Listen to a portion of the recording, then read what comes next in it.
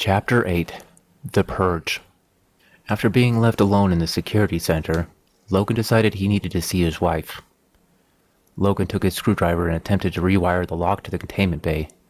After a moment of tinkering, the door slid open, and he apprehensively headed inside. He got up to Maya's cell and looked through the door window. Maya was curled up on the floor, grabbing her head and moaning softly. Logan knocked on the window and said, "Maya, it's me. Are you okay, sweetie?" Maya stirred and looked up at the window. She smiled widely and stood up to greet Logan at the door and said, "Thank the heavens you're here. I don't feel well. I think I need to go to the medical bay to get checked out." "You might be infected by something. We need to contain you," he said apologetically. "Infected? Then I definitely need to get to the medical bay. Can you take me there?" Maya pleaded with her husband. "Jaxton put you in there to be contained. I should probably wait for him to get back," he said worriedly. "I'm your wife. You need to let me out of here now and get me some help, Logan," Maya said in a demanding tone. Logan looked around nervously and said, "Okay, hold on." He quickly unscrewed a panel next to Maya's cell door and began rewiring it to open it freely. There was a loud click inside the door, and it slid open. Logan stood up to give Maya a big hug, but she charged into him and roughly slammed him into the wall. Logan panicked and began to run for the exit. Maya grabbed him by the shoulder before he could get to the door, and she threw him on the ground. Logan raised his hand defensively as Maya lunged on top of him. She gasped as warm liquid poured down Logan's outstretched hand, the hand that was carrying the long screwdriver. Maya pulled away as a reddish-black liquid bled from the wound. Logan scrambled to his feet, covered in the blood-like substance. Maya fell to the floor holding her wound, and a small puddle of blackish blood was beginning to form on the ground beneath her. "I'm so sorry, Maya. Are you okay?" "It's going to be okay," he said frantically. She lay there, unmoving. A moment later, the puddle of blood flickered and shuddered. Soon it began to undulate as it came together, creating a large mass of black ooze. The ooze seemed to suck and pull more of itself out of Maya as she slumped lifelessly on the floor. Logan watched in horror as the ooze began to move towards him. He turned to run, but realized that the blood covering him was drawing itself together and forming a mass of ooze that was moving up towards his head. He stopped at the exit, tears rolling from his eyes. He made a decision. He quickly relocked the door as the ooze began to overtake him. It rolled up and around his neck. The large mass on the ground surged forward, trying to escape. Logan took his screwdriver and jammed it into the locking mechanism on the door, and it shorted out, disabling it from being used. The ooze rolled into his body through his ears, nose, mouth, and eyes. He screamed as it claimed him. Jaxton entered the medical bay and was shocked to see the state of the room. Equipment was destroyed, tables overturned, and chemicals were smashed on the floor. He looked around cautiously, but Dan was nowhere to be seen. Dan erupted out from inside a cabinet and charged at Jaxton from behind. Jaxton spun around and punched Dan firmly in the face, sending him to the ground. Dan went down hard and Jaxton let out a scream as he lunged at him while pulling out his taser. Dan looked up at Jaxton but got hit solidly in the neck with the taser. A static field zap flowed into Dan, rendering him unconscious.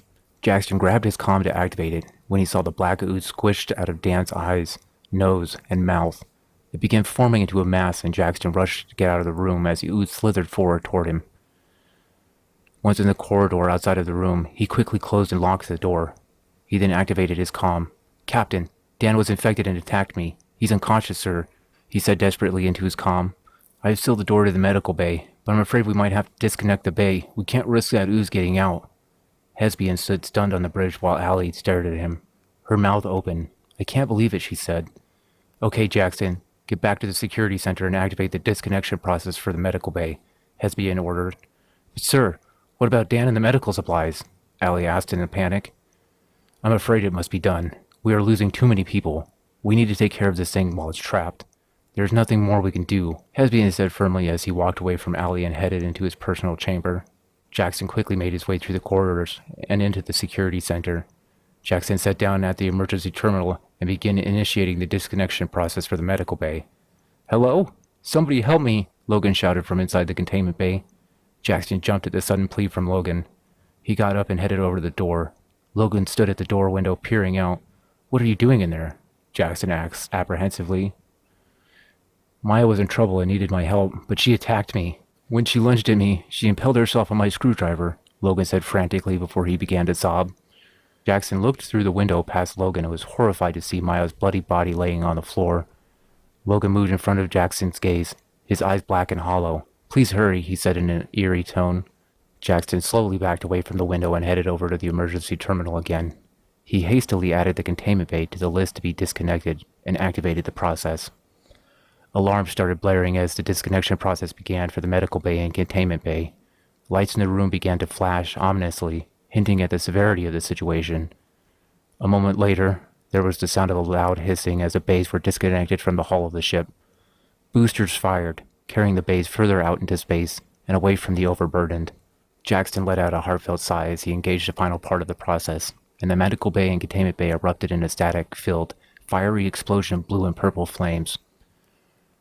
Lightning seemed to discharge in the brief cloud as it dissipated into the vacuum of space. Ravi was feverishly trying to stabilize the volatile cargo container when he paused at the sudden vibration of the disconnection process. What was that? He asked himself nervously.